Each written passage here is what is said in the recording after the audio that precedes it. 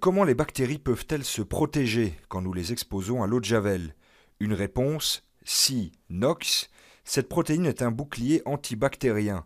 Elle crée un mécanisme de défense. Les bactéries peuvent alors se replier et survivre à l'attaque de l'eau de Javel. Dans ce laboratoire de l'Institut d'Uves à l'UCL, plusieurs chercheurs internationaux, mais aussi Camille Gouman, une chercheuse scarbécoise bruxelloise, doctorante au sein de l'Institut à l'époque, elle a permis une avancée majeure dans la découverte de la protéine.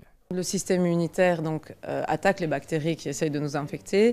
Donc, le système immunitaire produit une molécule qui rentre dans les bactéries et qui abîme les protéines de la bactérie, donc il les déplie. Donc nous, ce qu'on a découvert, c'est que Knox, qui est aussi dans les bactéries, au lieu d'être déplié par cette molécule oxydante, va en fait se lier aux autres protéines et vraiment les protéger. Les résultats de la recherche de Cynox viennent d'être publiés dans Molecular Cell, une prestigieuse revue dans le domaine des sciences de la vie. En 20 ans, c'est seulement la deuxième publication de l'UCL dans cette revue. C'est dire l'importance de cette découverte majeure dans la lutte contre les infections bactériennes. Si on veut attaquer les bactéries plus efficacement, on doit mieux comprendre comment elles se défendent.